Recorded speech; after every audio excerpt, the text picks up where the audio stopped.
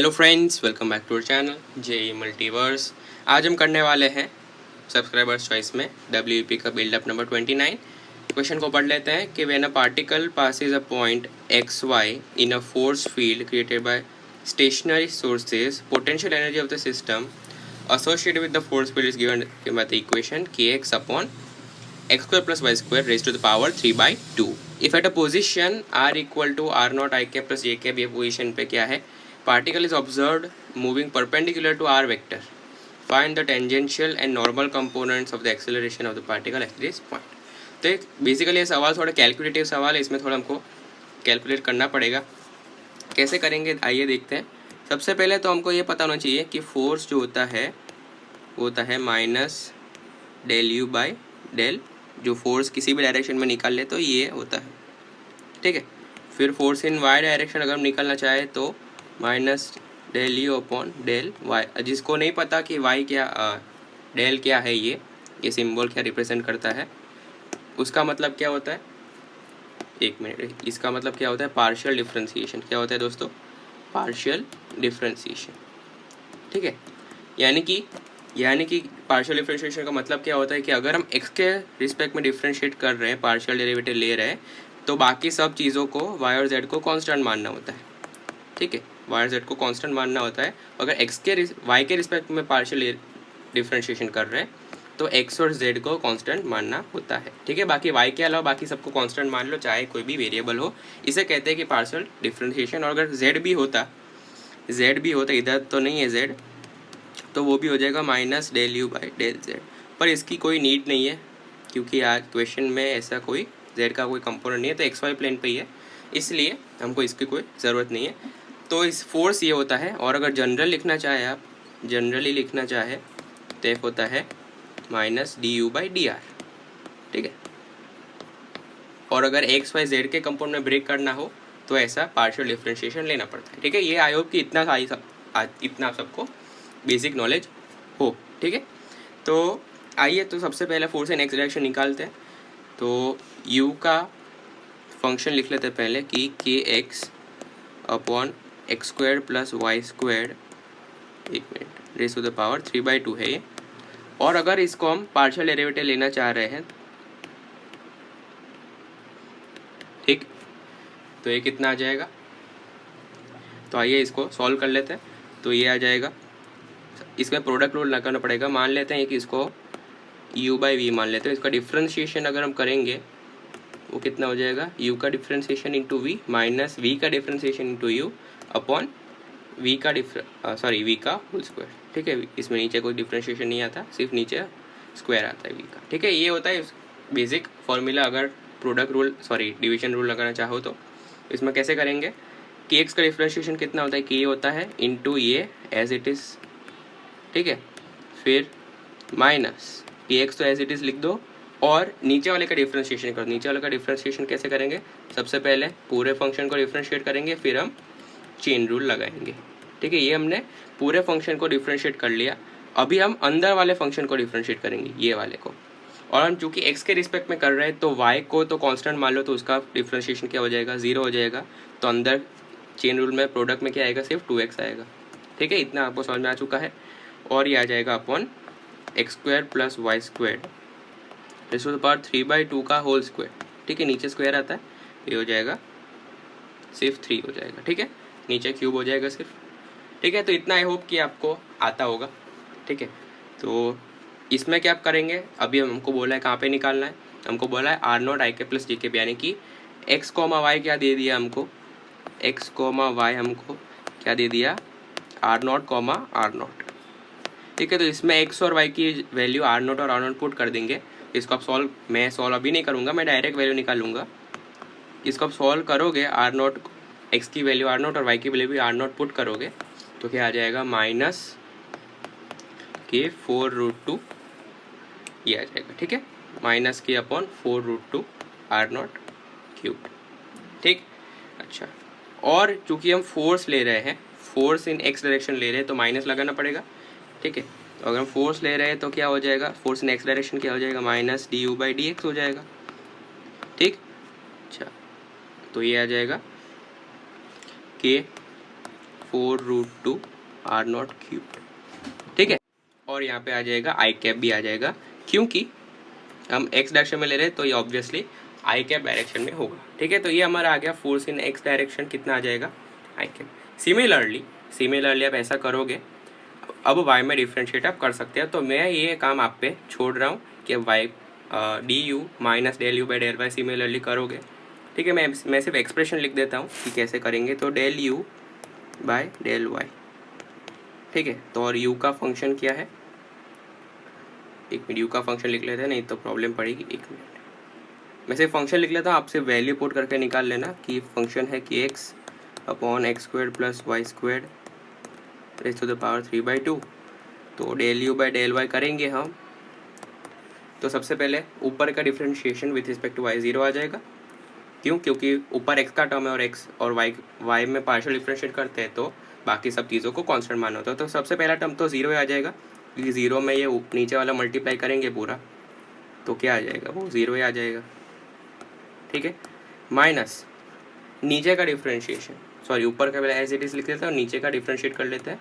3/2 X square plus Y square raise to the power 1/2 आ जाएगा, ठीक है। और यहाँ पे क्या करेंगे, वाई में पार्शियल डिफ्रेंशिएशन है तो इसको कांस्टेंट की तरह ट्रीट करेंगे। तो इंटू चेन रूल लगा के इसका अंदर का डिफ्रेंशिएशन करेंगे तो क्या आ जाएगा, इंटू 2y आ जाएगा, क्योंकि x तो कांस्टेंट हो गया, ठीक। और नीचे क्या आ जाएगा, X square plus Y square raise to the power. Similarly force इसमें क्या पुट कर लेंगे, एक्स और वाई को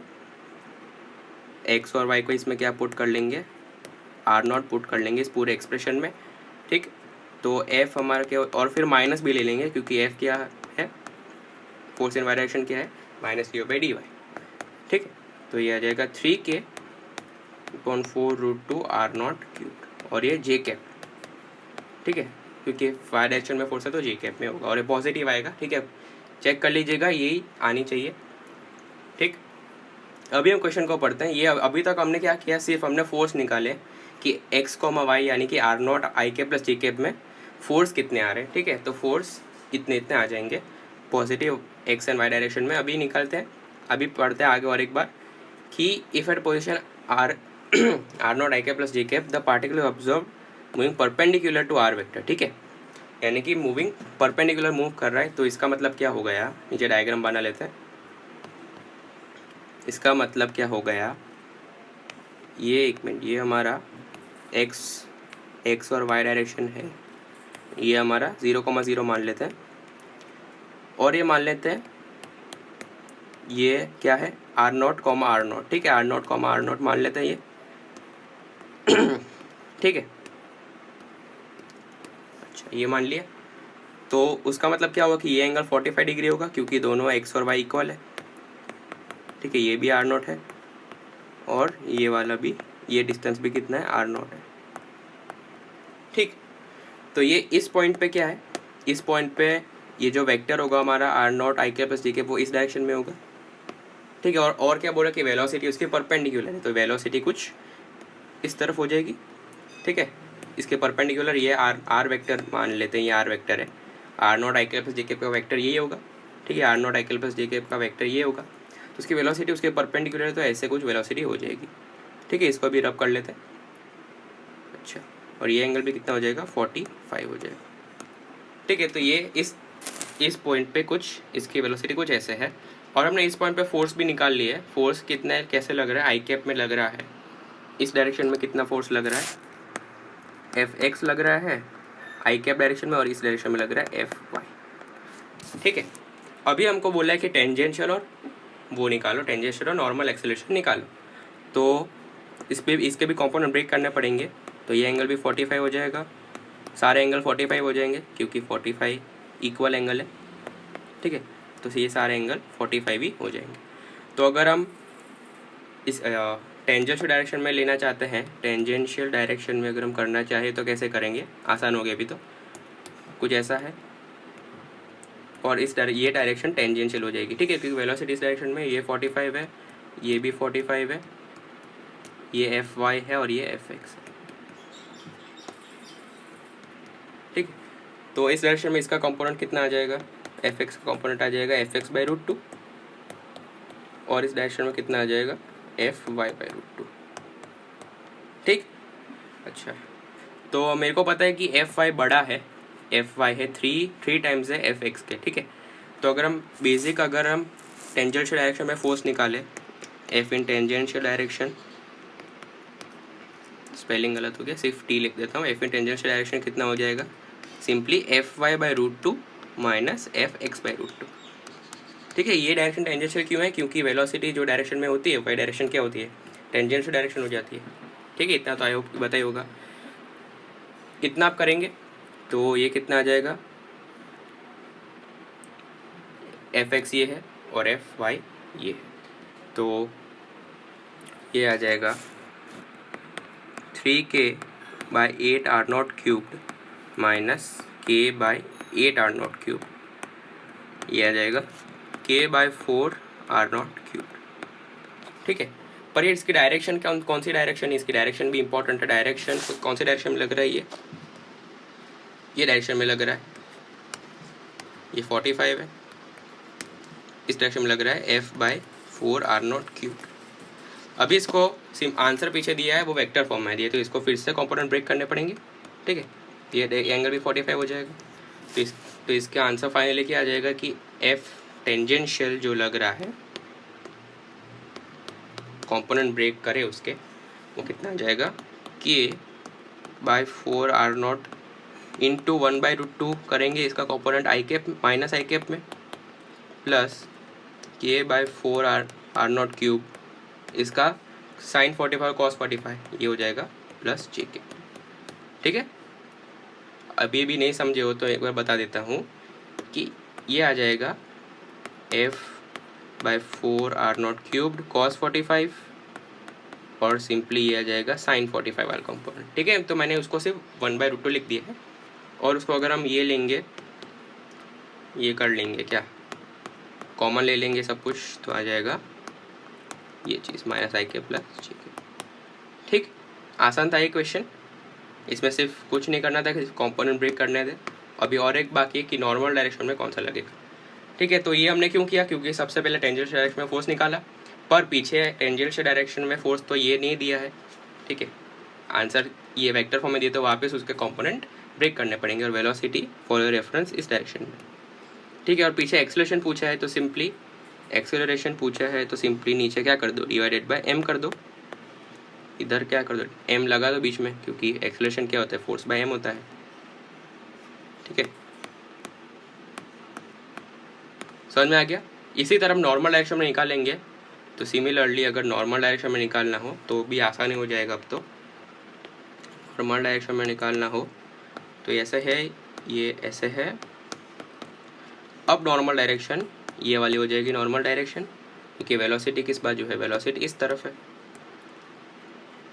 ये एंगल 45 है, ये एंगल भी 45 है, ये एफ वाई है, ये एफ एक्स है, दोनों का साइन वाला कंपोनेंट इस बाजू आ जाएगा, तो वो कितना आ जाएगा, एफ नॉर्मल कितना आ जाएगा, F X by root two, इसमें प्लस हो जाएगा। ठीक है, क्योंकि दोनों सेम डायरेक्शन में, plus F Y by root to.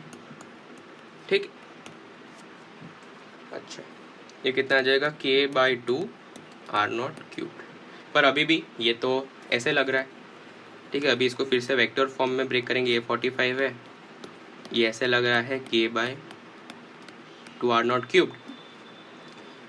उसको फिर से ब्रेक करेंगे, ये एंगल फिर से क्या हो जाएगा, 45 हो जाएगा, ये वाला सारे एंगल 45 हो जाएंगे।